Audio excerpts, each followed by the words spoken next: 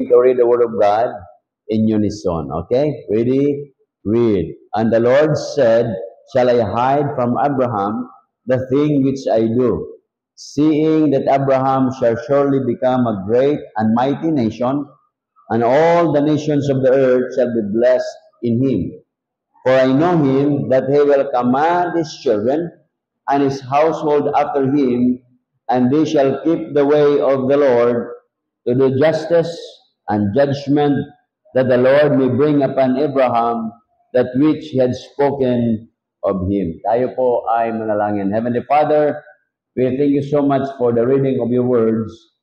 Bless us this morning, na huwag kaming alis sa dakong ito na hindi po namin taglay ang mga pagpapalang spiritual. Lahat na ito aking dadalangin, pinapasalamatan sa matamis sa pangalan ng Kristo Jesus, sa aming Diyos kapaligtas. Amen. Okay, please be seated.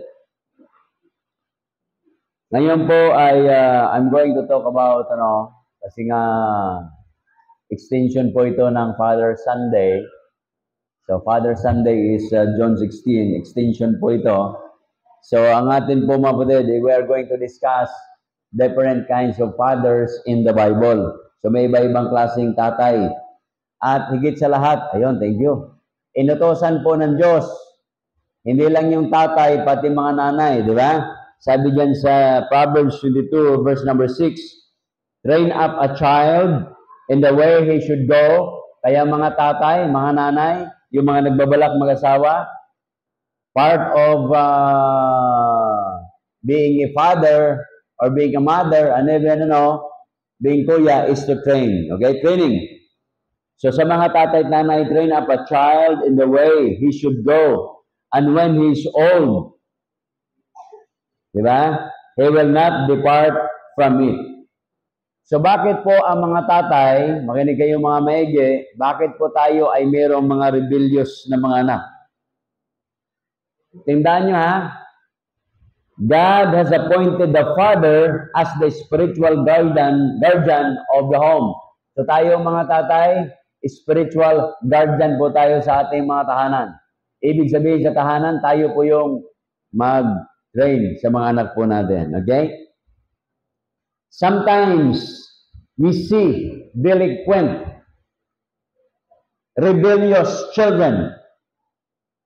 Bakit o? Bakit makakita tayo ng mga rebelde na mga anak? Bakit makakita tayo ng mga anak na kung saan mga sakit sa lipunan? Anong meron dito?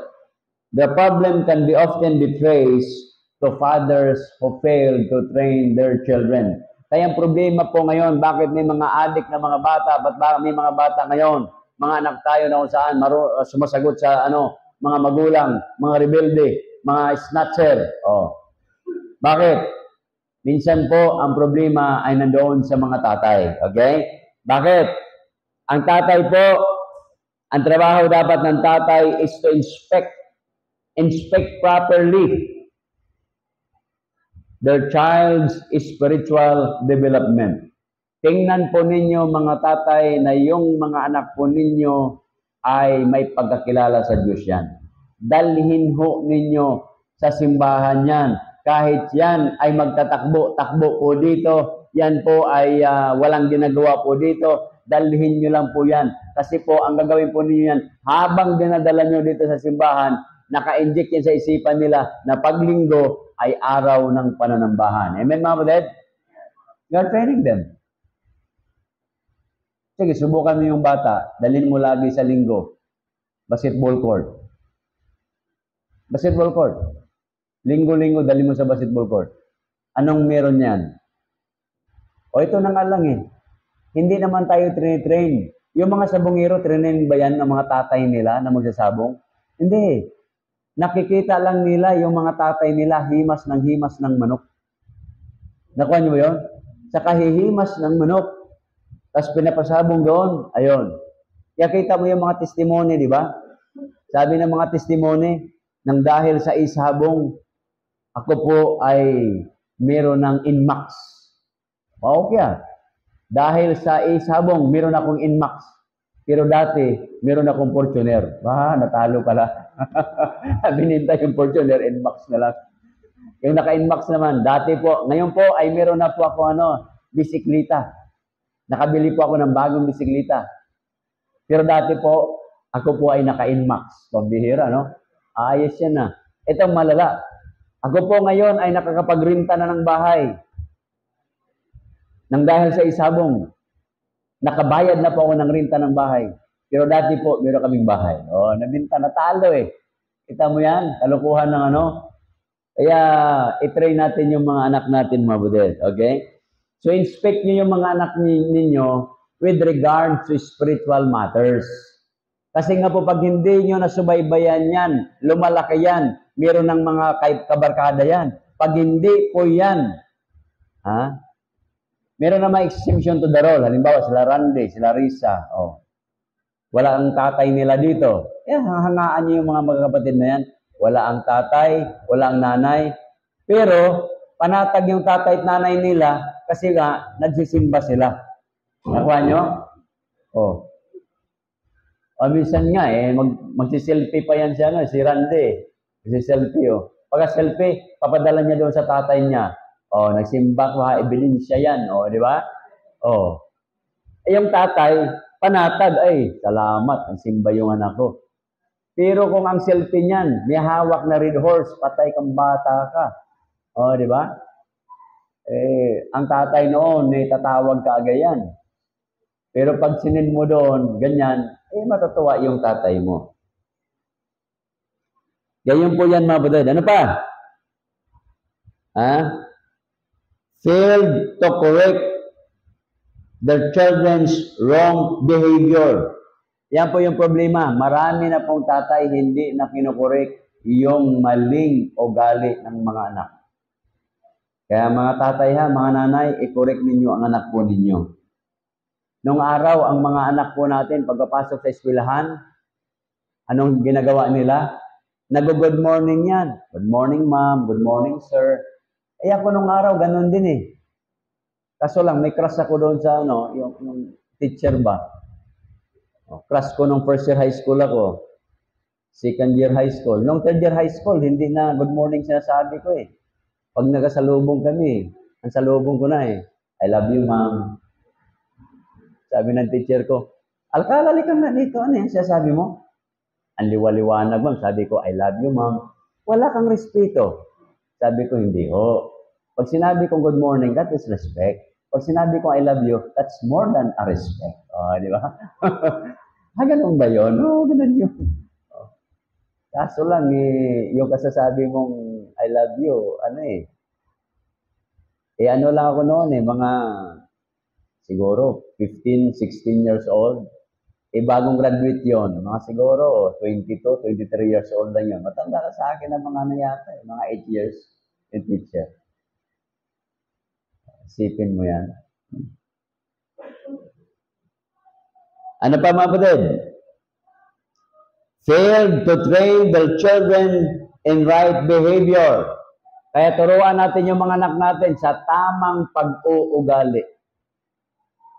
Kasi pag hindi tama yung ugali ng mga anak natin, delikado ho tayo. Babalik sa atin yan. Kita mo yung mga bata dyan. Na yung mga bata, makita mo mga 3 years old, 2 years old, marunong na magsalita yan. Minumura ng tatay, minumura ng nanay. Alam nyo, nung marunong nang magsalita yung bata, yung tatay na ang minumura. Yung nanay na ang minumura. O kita mo yan? Kaya kung ano yung itinanim mo, yun din yung aanihin mo. Nakuha nyo ba din? Kaya dapat, ako nga, yung mga anak ko sabihin ko, anak, I love you. Sabihin nyo sa nanay nyo, I love you. Ayaw nila mag-love you sa nanay. Tinuturuan ko yan. Anak, matuto kayo mag-I love you sa nanay nyo. Ayaw Ako, nag-I love you ako sa kanila. Pero yung mga anak kong lalaki, ayaw. Sabi ko, nako, delikado itong mga batang ito. Hindi marunong magsalita ng I love you. Mula nung maliit pa yan, tinitrain ko mag-I love you. Ayaw nila mag-I love you. Sasabihin lang, love you. Di ba? Sa ilong ba? Love you. Wala sa Ito po yung mga excuse ng tatay, ha? Excuses of the fathers. Makinig kayo mga tatay. Ano po yung mga excuse natin? Excuses fathers sometimes give for not training their children in God's ways are. Ito po yon. Una, I'm too busy making money at work. Ako po ay pagod na. Busy ako para kumita. Yung problema. Alam niyo mga kapatid, kahit gaano kayo ka-busy, dapat meron kayong panahon sa mga anak ninyo. May mga panahon tayo sa anak natin. Okay? Sabihin nyo, ako nga, grabe ka-busy mo. Minsan nga, di ba? So lahat tayo dito busy. Sabi nila, yung pastor, wala namang ginagawa yan. Dami ang ginagawa, hindi na nga makatulog. Akala siguro nila, pastor, magtayo-tayo ka lang dito. Aba, yung gumawa ka ng lesson, yung gumawa ka ng lesson, sa bagay, iba nang paggawa ng lesson ngayon. Kasi marami nang tumutulong sa'yo. Hindi kagaya nung araw, pag nag-lesson ako, grabe. May concordance dyan, may Bible dito. Ang ginagawa ko sa Bible, may concordance ka, di ba? May Bible ka. May notes ka, may ballpen ka. Abay, meron ka pang Scofield dyan. Meron kang Wilmington dito, meron kang Bancroft dito. Pambihira, 8 ano yan. Yung lamisa ko, 8. Pag nag-aral ka, gaganon ka. Gaganon ka din. Pambihira, no? Ngayon, iba na. Kasi may dictionary ka, di ba? Nung araw, hanapon mo pa. What is, definition of a father. Hahanapin mo pa yung definition nun eh. Ngayon, hindi na eh. Hey, Google, what is father? Magsasabi na siya eh. Habang may sinusulat ka, nagsasalita siya, di ba? Nakakuha ka na ng idea. Nakuha niyo ba din? Ang ganda ng edukasyon ngayon, knowledge shall increase. Meron lang talagang panahon, pag nagsindaw kay Princess na medyo 4 na lesson, abay, maghapon kong ginagawa yan. Upuan ko yan. Pero pag pa-isa-isa lang, mga 2 hours siguro, to 3 hours. Kala niyo siguro magawa ng lesson yan. Saglit lang yan. Yung DepEd, merong lesson plan yan. May libro sinusunod yan. Ang dali-dali eh. Akala niyo siguro dahil may Bible, ang dali-dali lang. Ang Bible, hindi naman lesson to eh. History po ito. Notes po ito ng mga pangyayari. At wala kang makita dito topical lesson. Wala. Ikaw ang gagawa ng lesson. Nakuha niyo mga kapatid? Kaya nga sinabi ng Bible, here a little, there a little. Precept upon precept, line upon line. So aralin mo. Kasi baka yung inaral mo dito, abay salungat pala rito. Nakuha niyo ba yun? Yung Old Testament. Salungat pala sa New Testament na tinuro mo. Kaya dami nga mga pastor ngayon, biktima na ng sa sobrang talino, mali nang tinuturo. Pinakinggan ko isang pastor dati, estudyante ko, na si Kristo ay naghirap doon sa impyerno. Naloko na. Sipin mo yung Diyos, pinarusahan niya sarili niya. Siyang gumawa ng impyerno, patas parusahan mo sarili mo doon. Nandoon daw siya, nagsasuffer siya doon. Naloko na. Okay. Kaya, ano pa?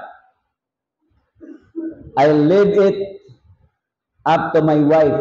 Hayaan ko na yung misis ko ang mag-train sa mga anak ko. Hindi po mga kapatid ha. Alam nyo, pag iniwan natin sa mga misis natin yung pagdisiplina sa mga anak natin, baka yung mga anak natin, puro masinggan na rin ang mga bibig niyan. Ayan, misis ko eh. Tahimik nga yan eh. Pero masinggan na ngayon eh. Andiyan ba? Isipin. Ganyan po yan. Kung nag-asawa pa ako ng bungangira, lalo na. Di ba? Kaya kayo, mga nanay, dati-dati ang tahimik nyo. Pero nung kayo'y mag-asawa at magkaroon kayo ng anak, Grabe, para na yung mga bibig nyo, para mga masinggan na yan. Oh, maganda-handa ka na, Marion. Part yan, kasama yan sa kontrata. Kaya nga, mayroong marriage contract eh. Kaya sa marriage contract, dadamihan ko yun yung kontrata. Hindi lang sa hirap at ginhawa, pati sa bunganga ng misis mo, sa baho ng hininga, at baho ng katawan. O, di ba? Pag high blood yan, dapat idamay na eh. Damihan na, di ba? O yun. Pag binato ka ng pinggan, pambihira. Wala naman na mabato ng pinggan, di ba? O. Pag minura ka, patay kang bata ka. O. Ano pa? They are now too old. Kaya matanda na yung mga anak ko, hindi ko na sila kailangan turuan. Kaya na nila yan. Hindi po mga kapatid. Ang pagiging tatay, hanggang kamatayan, tatay po tayo. Amen? Fatherhood or motherhood till you die. Nanay ka. Kaso lang, wag naman tayo laging overprotected. Protective, di ba? Pag may manligaw na sa anak mo, 30 years old na, bata pa yan. 30 years old, bata pa yan. Ako, pambihira. Kaya yung kaibigan ko, classmate ko sa Bible School, 40 years old yung classmate ko na babae, nagtanan. Isipin mo, pagdating ng 40 years old, saka nagtanan. Ilang taon yung lalaki nakatanan niya? 60 years old. Naku, pambihira. 60 at saka 40 nagtanan. Ang hirap naman yata noon. Tumalon pa yung lalaki. O sa second floor, isipin mo yan, pag-ibig nga naman. Hamakin ang lahat, masunod ka lamang. Kaya mayroong mga babae, di ba? Mga lalaki, pag pinagbawalan, nagtatanan. Huwag kayong magtanan. Huwag kayong magtanan. Pag sinabi na magulang na mag-aral, di mag-aral muna. O, di ba? Mag-aral muna. Pag natapos naman kayo, sabihin naman magulang nyo, pakasal na kayo. Pag nasa tamang edad na kayo, kayo rin yung itutulak na magulang ninyo. Ibig sabihin, nakulitan na sila sa bahay nyo. Kaya umalis na kayo doon. So, di ba? Ibig sabihin noon, kaya nyo nang mabuhay. Tama? Kaya kayo mga anak, mag-mature kayo. Marunong kayo magsaing, maglinis sa bahay. Oh. At gumastos na kayo. Ibig sabihin noon, pag gumastos na kayo, matuwa na yung magulang ninyo. Ano ba? Mga dahilan, mga excuses ng tatay. Ay, hindi naman sila nakikinig sa akin eh. They won't listen to me. No. Yung mga anak po natin, nakikinig po yan. Sa anak ko, yung bunso ko, Pag sinabi ko, Joshua, alam mo sabihin ng anak ko? Speak up. Tinatawag ko pa lang, Joshua, ano sasagot ng anak ko? Speak up. Ang bihira. Sa halip na magagalit ako eh. Tawa ko eh. Di ba? Ano ba? I can't rebuke them for sins I did as a teen. Hindi ko na sila ma-rebuke sa kasalanan ko, sa mali ko, kasi ginawa ko naman yun nung bata pa ako. Yun po yung mga dahilan ng mga tatay. Okay? Kaya ito po yung mga tatay sa Biblia, mga kapatid. Unahin po natin si Adam. Si Adam po ay mayroon pong 2 anak. Ano niyo ha? Si Adam. Sino ang anak ni Adam? Anak ni Adam. Si Cain at si Abel. O kita mo, 2 anak ni Adam. Tingnan natin, Genesis. Genesis chapter Genesis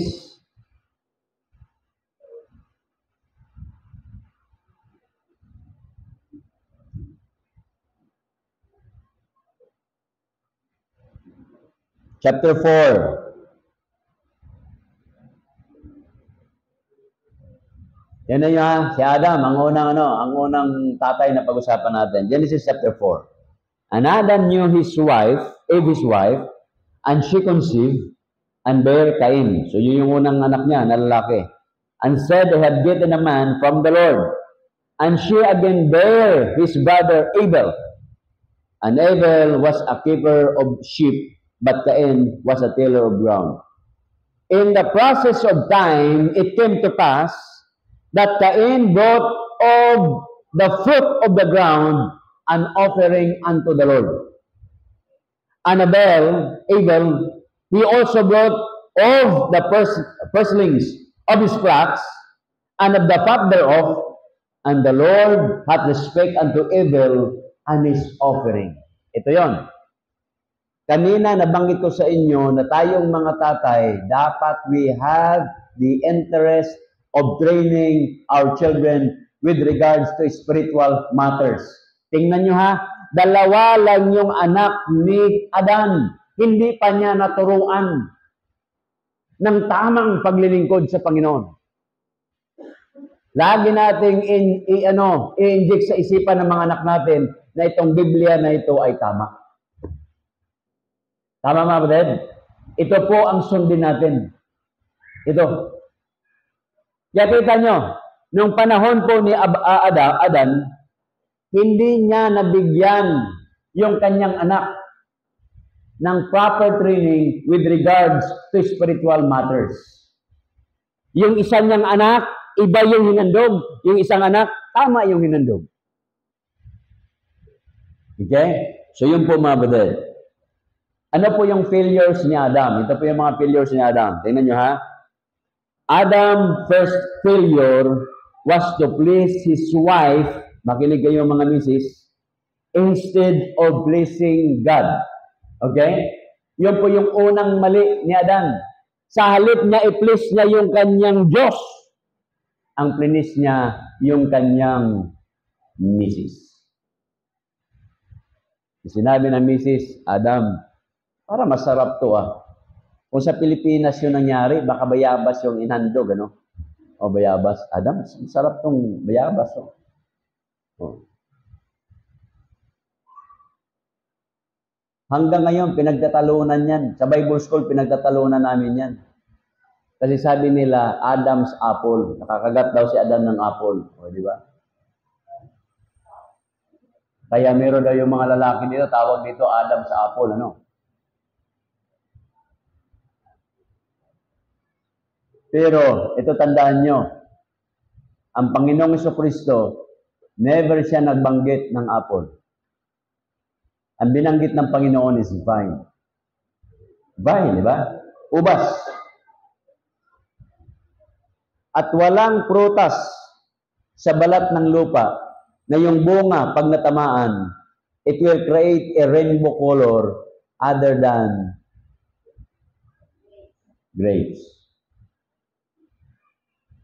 Kaya, nabulunan siguro si Adan ba, pagkakain niya ng grapes, ano?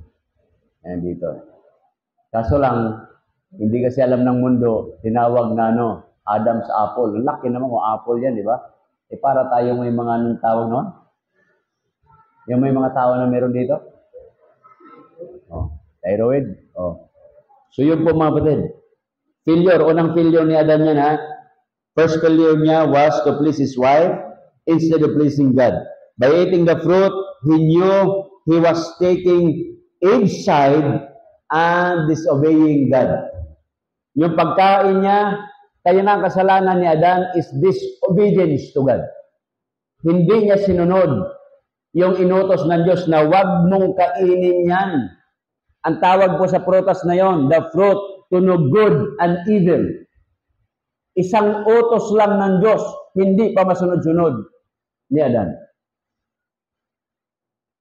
Kaya tayo mga kapatid, sa simpleng utos din, hindi natin kayang sundin minsan. Okay? Yun po yun. Yun yung unang pagkakamali ni Adan. Pangalawa niyang pagkakamali. Adam's second failure was that he was not involved in helping his sons resolve their spiritual dispute about the right sacrifice to please God. He failed to train his eldest son, Cain. Nag-fail siya doon. Hindi niya naturuan yung anak niya ng tamang pagsimba, tamang offering. Kaya mga kapatid tayo, habang malilito yung mga anak natin, turuan natin. Turuan natin paano sila magbigay ng kaloob sa Diyos. Paano sila tithes. Paano sila magbigay ng love offering. As early as mga bata pa lang, turuan na sila. Kasi pag yan ay nag-college na yan, at lalo na pag nagkatrabaho yan, titigas ng puso niyan. Ay, pera ko yan eh. Yung anak ko, bunso, sabi ko, anak, mag-tithes ka. Anong sabi niya? Para kanino ba ang tithes? Sabi ko sa Diyos. Sabi sa akin, ba't ko bibigyan yung Diyos? Mayaman na yun eh. Ay, okay nga, no? Mayaman na yun. Kita mo yan. Sabi ko, anak, inutos siya ng Panginoon. Ha? Kaya kinakailangan yung kanirang spiritual na mga questions, ima-address po natin yan. Yung bunso na yan, nung kailan yun? Last month ago ba yun? O 2 months ago? Mga 11:30 ng gabi. Patulog na ako, sabi sa akin, Dad, how will you know that Christianity is true? Oh, okay ah. Nawala yung ano ko nawala yung antok ko Umupo ako Kasi ang tanong niya, how will you know? In English pa ako How will you know that Christianity is true? Sabi ko ba, hindi basta-bastang tanong ito. Bakit itong anak ko ay nakahanap ng ano? Kaya sabi ko, anak, there are so many religions in the world. But we have 8 major religions in the world. Kuntian ko lang. Christianity is number 1. Islam is 2nd. Buddhism is 3rd. Hinduism is 4th. Doon na lang tayo sa 4. Ayaw ka niya. Sabi ko si Buddha, namatay, hanggang ngayon patay. At walang dahilan kung bakit siya namatay, kundi katandaan. There is no reason behind his death. Sabi ko, sa Islam, namatay si Muhammad dahil nilason. Hindi nga niya alam na nilason siya. Okay? Yung ano pa niya, tawag doon, nilason siya dahil yung kanang kamay niya, 8 years old, ginawang asawa niya ni Muhammad, kaya nilason siya ng kanang kamay niya. Hindi niya alam yon. At walang dahilan, walang reason bakit siya namatay. Sabi ko yung hindi.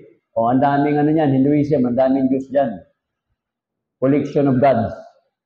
Sabi ko, ang daming nag-claim sa buong mundo who wants to be a savior. Pero ang Panginoon sa Kristo lang, sinasabi niya na siya ay mamatay. Hinula na niya At mamatay siya para sa tao. Iligtas yung tao. At hindi lang yan, totoong namatay siya. Pero namatay siya, nabuhay muli.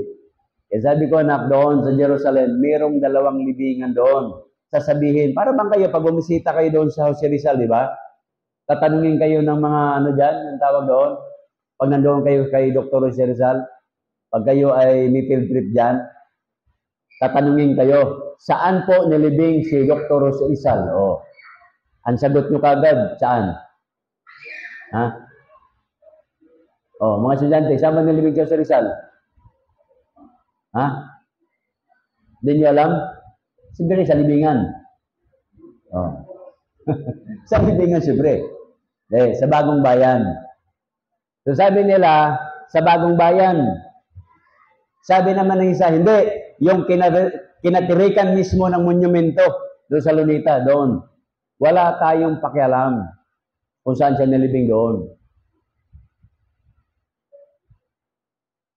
Kasi wala nang sulat noon Yung kasaysayan natin, yung Philippine history, nasulat ni Saidi, maraming ano yan. Wala kasing ibang nagsulat Para bang sinabi natin, yung people's power is a revolution,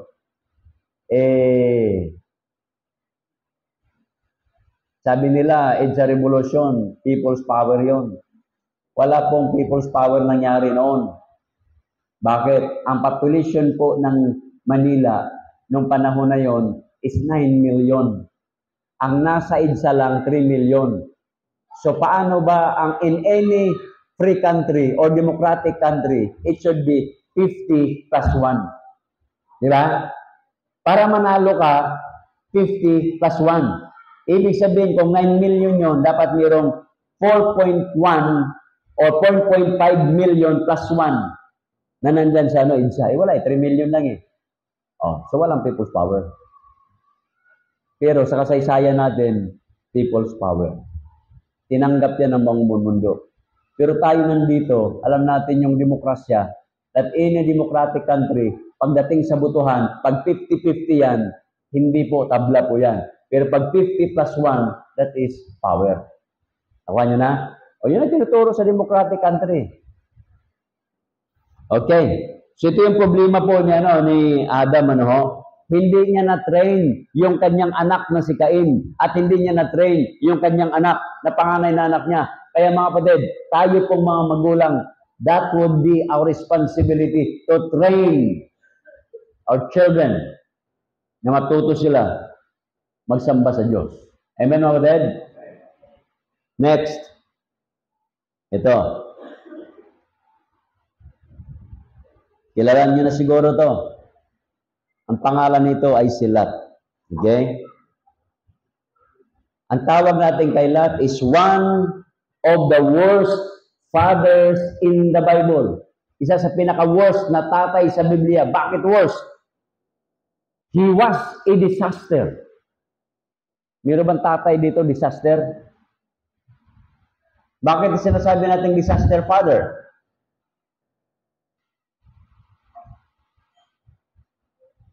Nagsimula yung kanyang pagbagsak spiritually. Nung magkaroon ng alitan yung mga tagabantay ni Abraham at yung kanyang mga tagabantay ng tupa, nagkaroon ng hidwaan. Mga unbelievers to Sa halip na siya po ay pumanig kay Abraham, ang pinanigan niya yung kanyang mga trabahante na mga unbeliever. Kaya, ang ginawa ni Abraham, sabi niya, okay, pamangkin, ang gawin natin, napakalawak naman ng lupain, pumili ka. Pag sinabi mong pupunta ka sa kanan, ako'y pupunta sa kaliwa. Pag pupunta ka doon sa sa kabundukan, ako'y pupunta doon sa patag. Pagtingin-tingin ni, di ba tayo ganun din? Pag tayo pumili ng lupa, tinitingnan natin yung magandang klaseng surrounding. Tama po ba? Alam nga naman, lupa ka, bili ka ng bahay, walang kalsada, walang palengke, walang eskwelahan. Ako nga, natutuwa ko dyan sa mga may, may bibili ng lupa, nagkasama kami. Alam nyo, yung sabi yung bibili ng lupa, ang tanong niya kagad sa agent, meron po bang kapilya ng INC rito? Ayos, sabi ko, ayos to. Sabi ko, bakit? Iglesia po ako Kinakailangan yung simbahan namin, walking distance lang, sa kapilya. Pero tayo mga Kristiyano, pag makinig kayo maigi ha, pag bumili kayo ng property, ayaw nyo makita yung simbahan. Ayaw nyo makita yung pastor. Makalayo-layo na nga. Ayoko na, sermonan naman ako ni pastor. Makalayo-layo. Sipin mo yan. Dapat mga kapatid. Kita nyo yung yung nabasa ko na yung anecdote. Ano yung maliliit na magasin nung araw, Sarah? Yung maliliit? Hindi naman tayong magasin yun, Yung maliliit na magasin nung araw. Hindi comics yun. Yung maliliit lang. Nagaling sa Australia, nasikat yun. Parang pocketbook lang siya, pero magasin yun, nasi-circulate yun. May nabasa ko doon. Ang kwento, ganito. Nalunod yung barko, yung cruise ship nalunod. Napunta yung dalawang mama sa isla. Yung isa, lungkot na lungkot, pambihira. Mamamatay na ako rito. Samantalang isa, nag-ihaw-ihaw, nag-ano-ano. Sabi niya, sir, bakit hindi ka hindi ka na problema. Mamamatay tayo dito, lalamukin tayo dito. Ano sabi niya? Hindi ko problema yan. Bakit, sir? Hahanapin ako ng pastor ko. Bakit? Tighter ako Ang bihira, Pag tighter ka pala, hahanapin ka ng pastor mo. Ang bihira, hahanapin daw tighter. Ang bihira yun, Yun ay matagal ng kwento yan, Ako ay nasa Bible school pala ako nung araw, mga 1989. Nabasa ko lang yan, anecdote. Okay. So itong silat mga disaster po ito. He separated his family from a godly influence of Abraham. He thought that without Abraham, he can stand up and he can do business and he can be right with God. Kahit wala yan sa Abraham na yan, yung uncle ko na yan, magiging spiritual pa rin ako. Tandaan nyo mga kapatid, you cannot separate yourselves from the church. Dahil sinabi po ng Panginoon, I will build my church. Never ang Panginoon natin nag-build siya ng eskwelahan because people need education. Never nag-build ang Panginoon natin ng hospital because people are sick. Never ang Panginoon natin nagtayo ng mga negosyante para magiging businessman tayo. But the Lord Jesus Christ started the church and He died for the church. Kaya sabi naman ng kasulatan, the glory in the church. So the glory of God should be in the church, in Christ Jesus. Kaya ito po yung nangyari kay Lot, mga kapatid. He thought that he don't need, or nasa isip niya, hindi ko kailangan yung uncle ko. Sometimes, yun po yung iniisip natin, hindi ko kailangan yung pastor ko. Hindi ko kailangan yung mga membro. Lalong hindi ko kailangan ng simbahan. No, mga kapatid. You need a church. Tingnan niyo yung mga pangailangan ng tao. If you're hungry, kahit mabaho ang palengke, you go there. Tiisin mo. You don't like to go there sa palengke. Lalo na pagka basa-basa yung palengke, ayaw mo doon eh. Ayaw mo. Yung mas mo, tatlo-tatlo na kasi ayaw mo. O, di ba? Yung una mong palengke, maghahawak ka ng isla, kaganon-ganon ka pa, di ba? Yung iba, may gloves pa eh. Yung pag-uwi ng malengke dyan sa senior, makita ko yung mga sosyal na mga tao pag namalengke. Nakabuta. May nakabuta sila, nakabuta. Pagbaba ng sakyan nila, nakabuta sila. Sabi ko, wow, high-tech. O, di ba? Ako naman kasi nakasapatos lagi kasi ayoko yung basa-basa doon pag nagtsinilas. Kaya lagi ako ng sapatos. Para ayoko mabasa. Kasi nanginginig yung katawan ko pag nabasa doon sa baba. Kaiba, yung feeling, di ba? Yung malansa. So, magkaiba naman tayo. Yung ibang tao, kanya-kanya tayo. So, ayoko mamalingki na nakatsinilas. Kasi ayoko mabasa. Pero yung iba, nakabuta. Nakabuta. Meron kasabayan dyan na medyo may edad na, socialite, naka-long sleeve yung babae na yun. Naka-long sleeve, naka-pants, nakabuta. Aba, ayos siya. At, naka-gloves pa. Pambihira, ayos to ah. Sabi ko, ayos na ayos to. Dadala siya ng kanyang cart. Yun, hinahawakan niya mga di ba? Sabi ko, ayos tong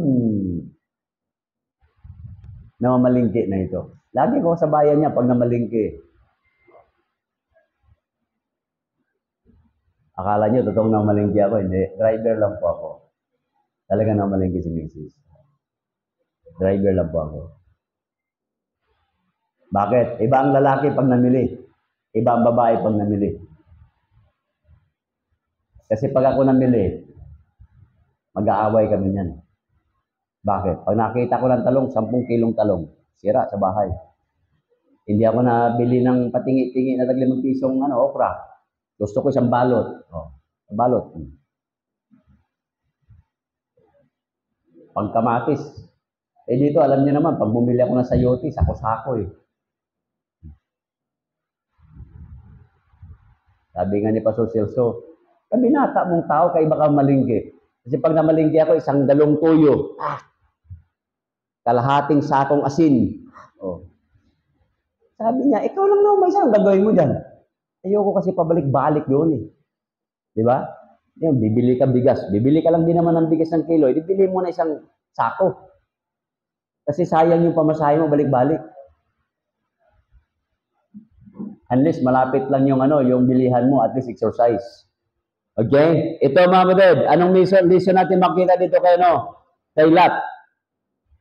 Ang lesson natin, mga kapatid, don't separate from sound, godly people. Huwag kayong humiwalay.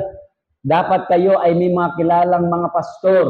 Sa Facebook nyo, dapat may mga pastor kayo na kilala nyo. Tama, mga kapatid? Ako, nagpe-Facebook live ako pag minsan pag nag-preach na ako ng salvation. Alam niyo kung bakit, mga kapatid? May mga pinsan ako, may mga kaibigan ako, may mga kamag-anakan ako na mga unbeliever. At yan po ay nanonood. At minsan, never ko pang nakitang pinsan. Sabi sa akin, Gaw, pastor ka pala. Sabi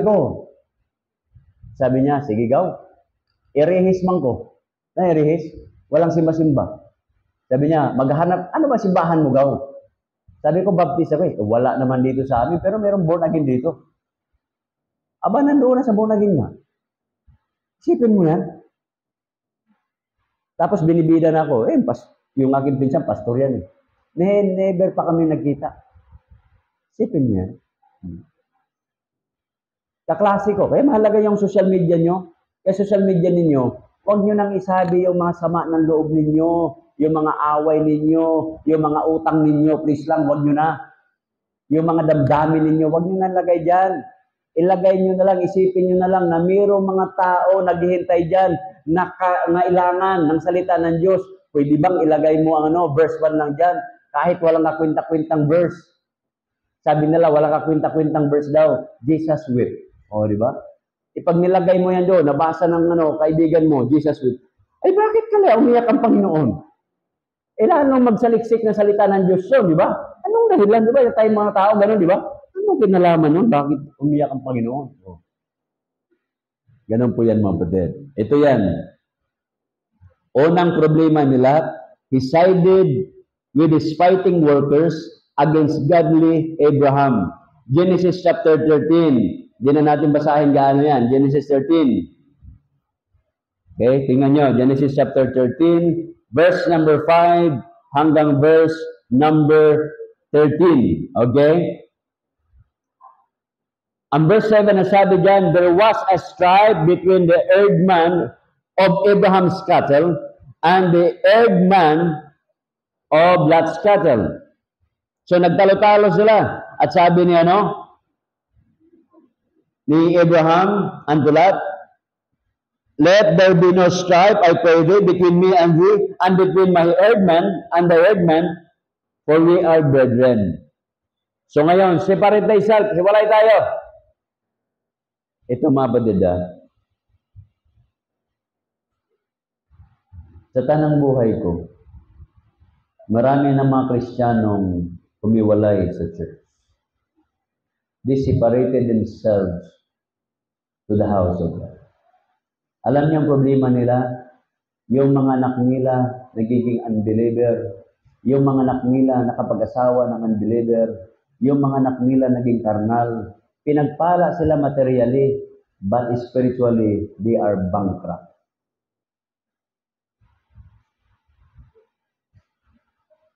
See? Sabi nga ni Pastor Celso, nandoon ako sa eskwelahan namin eh. Eskwelahan ko nung high school ako. 35 years ago. Tama ba? 35 years ago. 1989 ako nag-graduate eh. Ang mga trophy ko doon, life size. Malalaki. Contribution ko sa eskwelahan. Yung pangalan ko, pag umakyat ako doon sa main entrance sa eskwelahan, nandoon nakaukit yung pangalan ko. Kwento yan sa akin. Nakita ko lang siya once nung nandoon pa ako, nung nilagay. Pero dumating yung bagyo, walang natira. Kaya pagdating ko doon, sabi ko doon sa classmate ko, kasi nandoon na sa opisina, sabi ko, ma'am, kaklase ko eh. Sana yung mga pangalan ko dyan? Ay, nako, Joselito, wala na. Binagyo eh, sira eh. Kita mo? Sabi ni Pastor Celso, kahit kaano kakakilala, kahit gaano yung accomplishment mo, bagyo lang pala katapat niyan, wala na. Isipin mo yan? Ibig sabihin nito, kahit anong dami ng pera natin, kahit gaanong edukasyon natin, pag dumating na tayo kunin ng Panginoon, wala ho, mga kapatid. Ilan yung kaibigan ko namatay, mayroong mga account sila sa bangko. Hirap yung kanilang pamilya. Makuha yung pera. Kaya ako, lahat ng account ko, sinasabi ko na kay Mrs. Isang account lang ang hindi ko sinasabi sa kanya. Dahil akin yon. At pangalawa, walang laman yun. Hindi ko nasabihin, wala naman laman eh. Pero pag nagkalaman yun, sasabihin ko sa kanya. Okay? Ano pa mga kapatid? Ito ba? He chose to put money ahead of loyalty to God and Abraham. So pinili nila yan nung makita ni Lot. Di ba? Ano yan? Verse number 10. And Lot lifted up his eyes and beheld all the plain of Jordan, and it was well watered everywhere. Before the Lord destroyed Sodom and Gomorrah, even as the garden of the Lord, like the land of Egypt, as thou comest to Zoar. Anong ginawa nila dito? And then Lot chose him all the plain of Jordan, and he journeyed east, and he separated themselves one from the other. So yun po yung nagsimula, mga kapatid. Bumagsak na yung spiritual level ni Lot nung nawala siya sa kanyang uncle. Kaya para hindi mawala yung spiritual level nyo, lagi kayong nasa loob ng simbahan. Amen, mga kapatid? Hindi lang linggo. Akala niya pagsampa linggo lang. No. Ang linggo, public worship ito. Ito yung inutos ng Diyos. Romans 10:25. Not forsaking the assembling. Kaya ito, mga kapatid, assembly po ito of ourselves together. So tayo po, pag tinanong natin, what is a church? You are a church. Individually, we are a church. So itong pagpunta natin, we are coming together as a church, one family. Why? Pag uwi nyo mamaya, you have your own family. Pag uwi nyo mamaya, you have your own food. And you have your own schedule. Pero ito, mga kapatid, ito po yung schedule na pinapagawa ng Diyos sa atin. Kaya dapat maging lifestyle natin na paglinggo, nasa pananambahan po tayo. Amen, mga kapatid? Ang tanong naman ninyo, pastora naman ang trabaho natin dito sa church. Napakarami. Sa bahay ho, kayo, nag-iisip kayo, paano kayo magkaroon ng bahay? Paano kayo magkaroon ng mga screen? Mga ganyan. Sabagay, hindi na. Obsolete na ito eh. Nung araw, nakikipanood lang kami sa kapitbahay namin. Yung piling-piling pelikula. Sasarahan ka pa ng bintana. O, di ba? Hanggat nauso yung mga VHS, mga Betamax, nagiging DVD. Ngayon, hindi na rin ginagamit ito. Wala na, kasi mga cellphone na kayo. Parang 2 years lang yata yung mga computer shop, di ba? Computer shop, dumami yan. Tapos biglang nawala. Bakit? Kahit mga nakaniktay, nakabarong, nasa mall, para mga baliw na. Ganun-ganun cellphone, no? Hello, hindi. Ano nangyari rito? Sasakay ka ng MRT, nung araw, tinitingnan ko yung mga taong ganyan, lalo na pag nakabarong, patas ganun-ganun. Sabi ko, para mga walang modo yung mga tao. Para hindi mga professional. Kaso lang, halos sila, gumagano na. Di ba? Halos meron ng wire dito, sa tainga. Sipin mo, sakay ka ng LRT, nakaganon-ganon. Oh. Wala na eh. Sinarhan ng tainga, hindi na makapakinig ng salita ng Diyos. Tawagin mo, anak, kumusta ka na? Titingnan ka lang. Ito yung problema ng mga tahanan natin. Ako nyo mga kapatid, problema yun. Ito, pinili nila yung pera. So, ano nangyari sa kanya? He chose him all the plain. Sabi ni Lot, yayaman ho ako dito. Siniparit niya yung kanyang sarili. Anong ginawa niya? Ito po yung napuntahan ni Lot. Verse 13. But the men of Sodom were wicked and sinners before the Lord exceedingly. Pag pumili ho kayo ng lugar, piliin nyo yung matitino. Ang kapitbahay ninyo. Gusto nyo mga anak ninyo, huwag palamura. Aba, pumili kayo ng lugar na hindi nagbumura mga tao dyan. Pag pinili mo yung lugar na yan, my goodness. Yung kaibigan ko, successful, mahirap lang naman kami. Anong ginawa niya? Trinain niya yung kanyang anak na babae na magiging sosyal. Trinain niya magiging sosyal. Tumira siya ng dyan lang sa yung squatter ng Makati. Pero yung anak niya, lagi niyang dinadala doon sa Glorieta. Alam niyo kung saan nakakita ng pangasawa? Anak ng mayaman, negosyante. Sabi ko, ayos ka tol ah. Sabi niya, siyempre, ito yung pangarap ko, yung anak ko makadikwat ng plastic. Okay ah. Kinain niya yung anak niya Pero magaling. Na-train niya yung anak niya. Maraming manliligaw doon sa squatter ng Urambo ba yun? Mga rimbo-rimbo dyan. O dyan lang. Nanirahan na sa dyan. Napuntahan ko yung lugar niya. Ang baho nga ng Pasig River Pero yung anak niya, lagi niyang dinadala doon. Sa mamahaling lugar. Nasanay yung anak niya. Pag umarte, pag kumilos, akala mo anak mayaman. So nakadikwat ng mayaman. Training lang pala.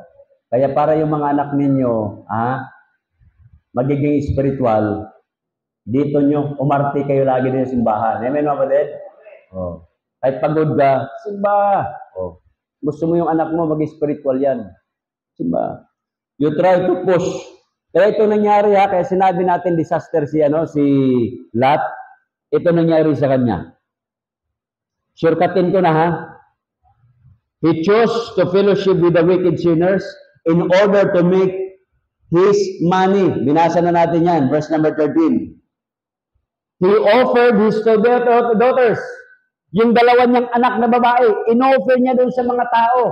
Ay, mga birhin pa yan. Kahit may mga asawa na, birhin pa rin sabi niya. Nung dumating yung dalawang anghel. Ano pa? Siya po ay naglasing. He got drunk and committed incest with his daughters. Ito po yung pinakamasaklap na yung dalawang anak niyang babae ang nire-rape yung tatay. Isipin niyo. Gusto niyo ng kwento? Basahin natin. Saan yun? 19. I'm sorry. Chapter 19, verse 14.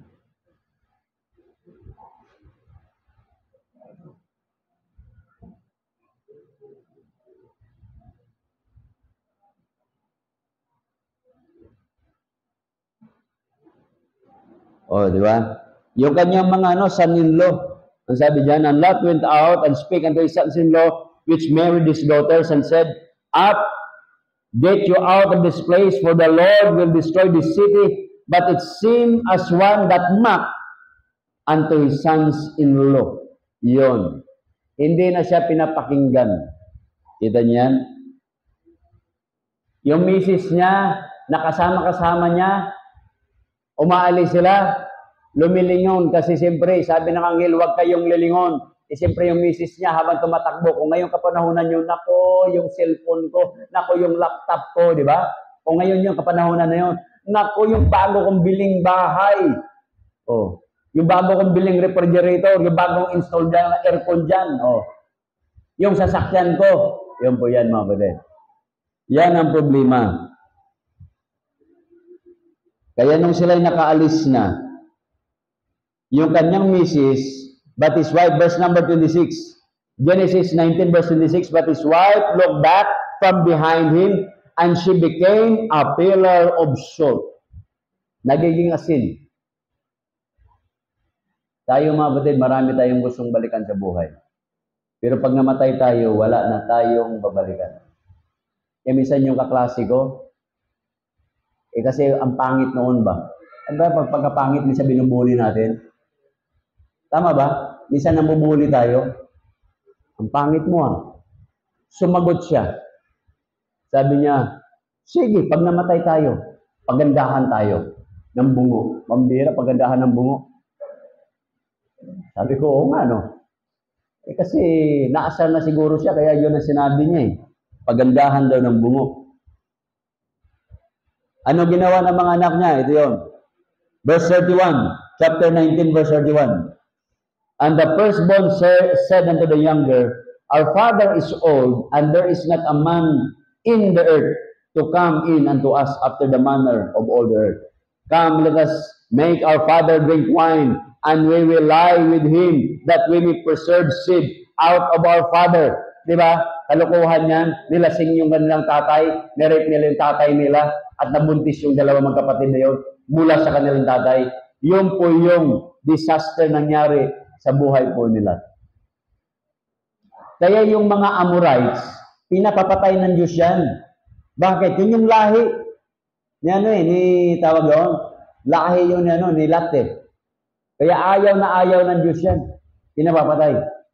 Kaya ito mga budel, ayaw natin, ang buhay natin ay magiging disaster. Tayong mga ama. So dito tayo kay Abraham. Balikan natin. Last verse. Chapter 18. Genesis chapter 18. At dito tayo magtapos. Chapter 18 verse 18. Ito po yung panghuling tatay. Mula kay Adan, kay Lot, disaster father. Yung kay Abraham ay kay Adam is a disobedient father. Dito naman tayo kay Adam. Ito yun. I'm sorry, kay Abraham. Verse number 18.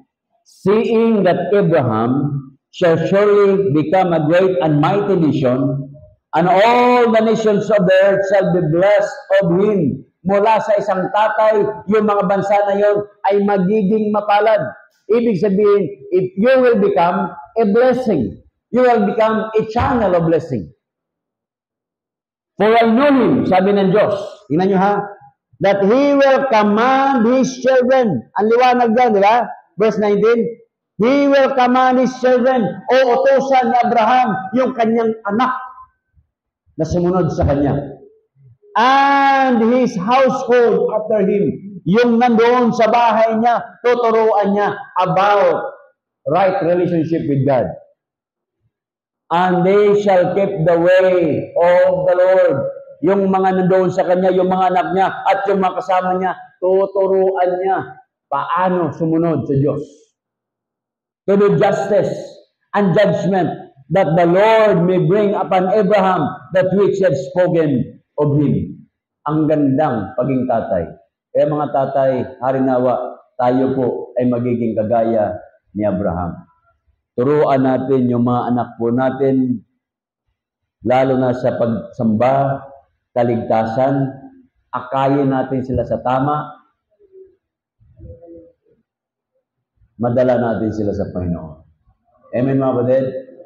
Si BJ Sly. Kaya kita nyo hanggang ngayon, kinakanta yun si alam niyo yung kanta na Father Abraham? O Father Abraham had many sons? O, marami siyang anak. Ginagawang kanta siya eh, kasi matinong tao.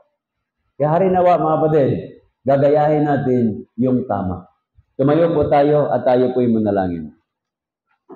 Heavenly Father, we thank you so much sa mga palala po. Bawat isa. Habang ang lahat ay nakayuko at nakatikit ang mata. If God has something for you this morning, ayaw natin na tayo tawaging disobedient father. Ayaw din natin tawaging a disaster father. Pero ang nais natin, nakagaya po ni Abraham, a faithful father. That's why he was called a father of faith, a blessing to many nations. Mga kapatid, harinawa, bawat isa sa atin, ipagpalain tayo ng Diyos. Tatawagin ka ng kapitbahay mo, tatawagin ka ng mga anak mo, napaka-blessed ng Father namin dahil ito po ay naglilingkod. At masabi ng mga anak natin ng pinakamagandang pamana na ibinigay natin sa mga anak natin ay makilala natin ang Diyos. So if God has something for you, and God's speaking to your hearts right now, you can come forward, you can kneel down, and talk to the Lord in prayer right now. Sige po mga kapatid, usapin yung Diyos. Kung nangihina ka, nais mo ng kalakasan, lumapit ka. Ikaw ay nais mo ng magsuko ng buhay, may mga prayer request ka, ilapit mo sa Diyos, huwag kang mahiya. Kausapin mo ang Diyos. May problema kang dinadala, kausapin mo ang Diyos. Nanghihina ka, kausapin mo ang Diyos. Sige po mga kapatid. If God has something for you, God is speaking to your hearts right now, please do come and talk to the Lord in prayer right now.